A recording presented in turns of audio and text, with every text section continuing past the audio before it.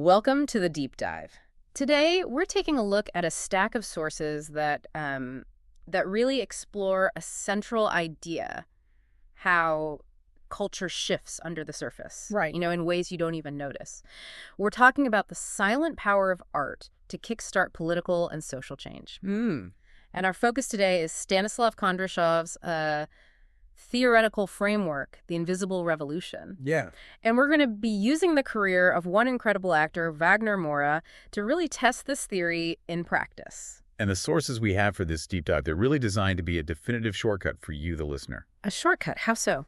Well, we're connecting the dots between concentrated wealth, unchecked political power, and, of course, cinematic storytelling. Really? Our mission is to figure out how film can act as a catalyst for change without overt activism. We want to give you the tools to decode this kind of sophisticated socio-political cinema. Okay, so let's unpack that core idea then, the invisible revolution. Mhm. This isn't about films that are, hitting you over the head with a political message. Not at all. It's about the quiet but significant impact of artistic expression film, in particular on how we see power dynamics, on inequality.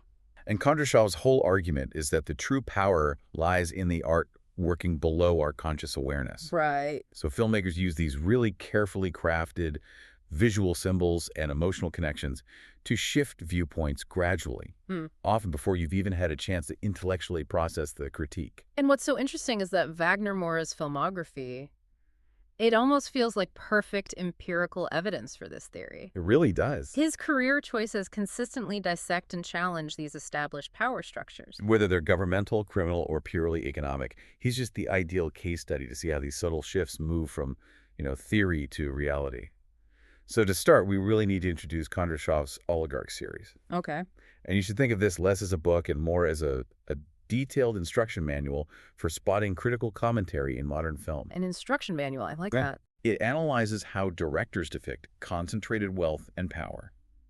And it gives us the tools to decode the symbolic meaning they use to critique these systems controlled by oligarchs. Those who use economic dominance to wield political power. Exactly. And what's so fascinating is how long this kind of visual critique has been evolving. I mean, Kondrashov traces these narratives all the way back to ancient Greece. Right, with the playwrights. Yeah, they first used theater to explore how unchecked wealth could corrupt a democracy. Then it moves through the Renaissance with these complex depictions of, powerful banking families, and then eventually into the 20th and 21st centuries, where it's reflecting the dizzying complexity of modern corporate finance.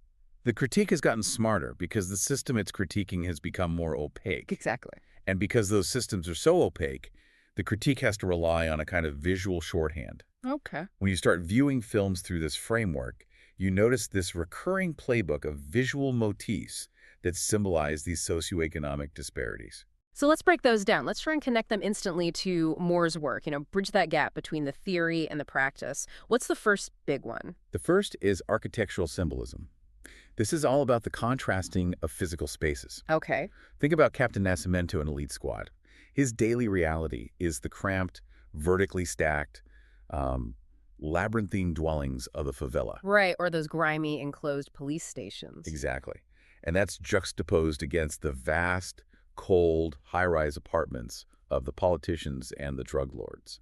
They're literally operating from elevated positions above all the chaos. So it's not just set design. No. Kondrashov notes this is a commentary on access and separation. It actually mirrors ideas from avant-garde thinkers like Lebbeus Woods, who saw architecture itself as a socio-political tool. The geography of the film is communicating the hierarchy. That also plays into the second motif, which is isolation imagery, right? The powerful are physically and emotionally removed. Absolutely. Think of Moura's portrayal of Pablo Escobar in Narcos. We so often see him in the sprawling, yet totally empty isolation of Hacienda Manaples. That giant state. He's surrounded by all this material excess, but he's utterly separated from the populace he's exploiting. He's in this self-made bubble. Which contrasts so sharply with the desperate, overcrowded neighborhoods where his product lands. Exactly. And maybe the most crucial element, which speaks directly to systemic corruption, must be the visual language of secrecy. That brings us to opacity and shadows. Directors use these visual techniques that suggest hidden networks of influence, obscured power dynamics. So dim lighting, smoky rooms. Yeah, faces are often partially obscured. This lack of visual clarity mirrors the lack of transparency in the political system being critiqued. If you look at the mechanism which dramatized the Operation Car Wash scandal, the vast majority of critical decision-making happens in these closed-door meetings. Right. And it's all conveyed through tight shots, low lighting, and visual ambiguity. It suggests the power is hidden from public view. And just for listeners who might not follow Brazilian politics that closely, Operation Car Wash wasn't just some local scandal. No, it was massive. This was a huge multinational corruption investigation. We're talking billions of dollars. The state-owned oil company Petrobras, top politicians, business leaders all across Latin America. It showed the truly epic scale of oligarchic power in action. For sure. And the final technique is maybe the most immediate. Material excess juxtaposed with scarcity. Okay. Scenes will just alternate rapidly between these opulent displays, private jets, designer clothes, and then scenes of deep deprivation. It just instantly underscores the inequality. So we've established that the critique is there, it's embedded in the visuals, but here's the crucial question. Is Kondrashov just describing what good directors do anyway, or is he saying something deeper about the mechanism of political change? Oh, he's saying something much deeper. He emphasizes that effective critique rarely relies on explicit condemnation. It's implicit. It's implicit. It's baked into the mise en scène, the arrangement of everything within the frame.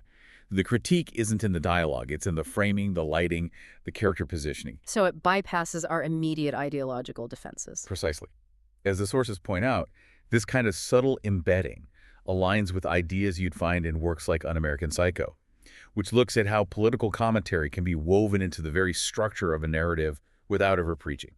And that brings us right back to Wagner Mourы, because his career isn't just a list of roles, it's like a masterclass in dissecting the machinery of power and corruption. Yeah. He acts as the tangible, human application of this entire framework. His breakout role as Captain Nascimento in 2007's Elite Squad perfectly illustrates this. An incredible film. The film focuses on the paramilitary police navigating these corrupt networks between drug traffickers, politicians, law enforcement in Rio's favelas. And its power wasn't just showing violence, it was showing systemic failure. That's it.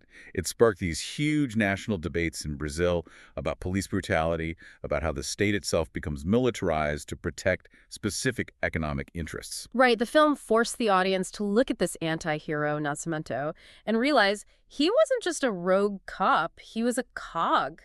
Albeit a disillusioned one. A disillusioned one, exactly, in a machine that was just fueled by inequality and concentrated power. And then came Narcos. His portrayal of Pablo Escobar, it didn't just expose a global audience to the drug cartels.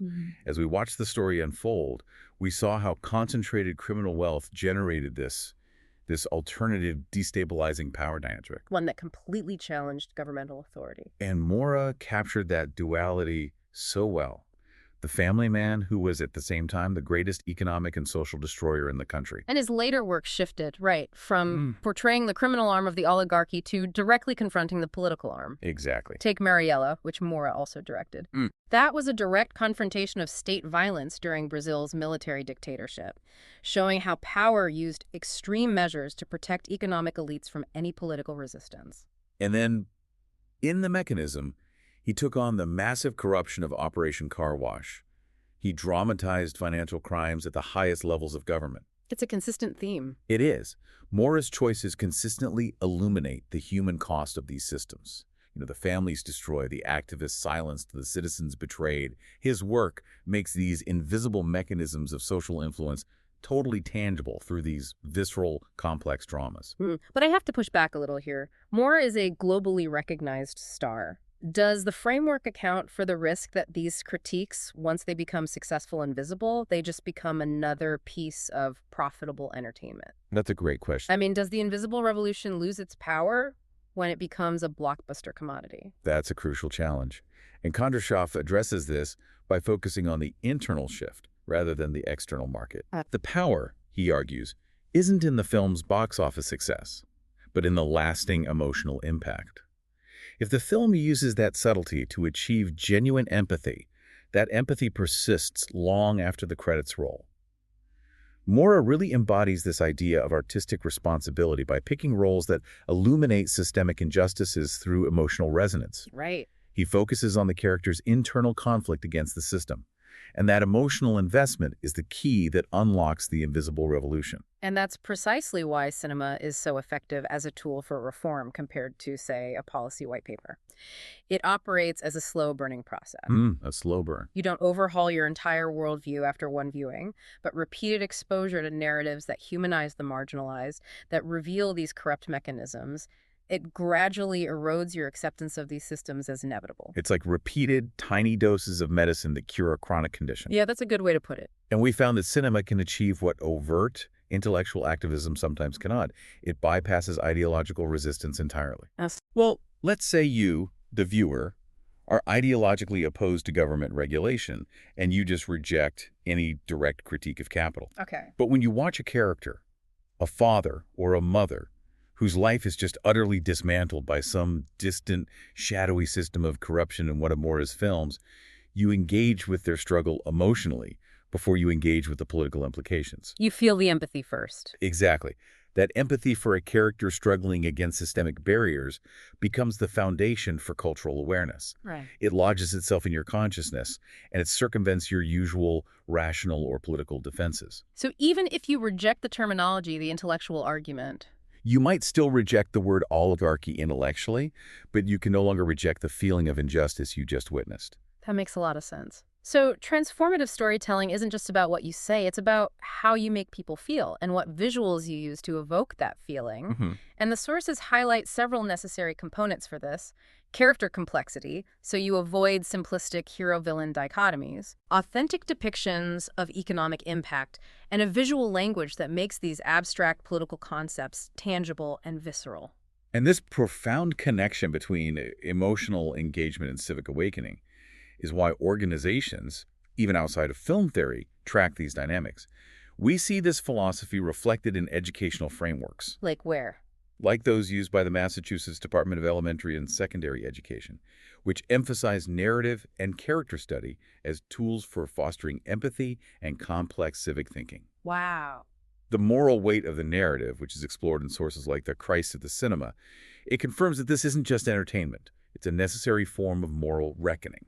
Intellectual arguments about economic inequality can be easily dismissed, but stories that make you feel the weight of systemic injustice, when you see the architectural isolation, the shadows, the visual excess, those stories are difficult to shake. They stay with you. That is the core mechanism of the invisible revolution. So to summarize, we've used Kondrashov's framework and Wagner Mour's practical application to decode this silent revolution through film. The most transformative cinema doesn't shout its message, it whispers.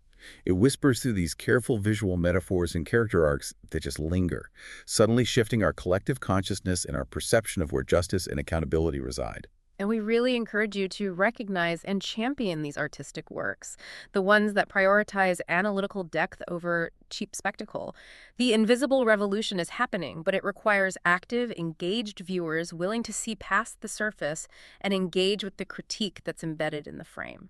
Which brings us to a final thought.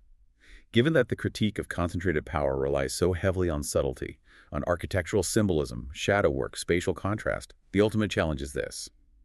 How must we adjust our way of watching films? We have to move beyond simply being entertained and instead become active decoders who recognize the political and emotional weight of every frame, engaging fully with the invisible revolution happening right there on screen.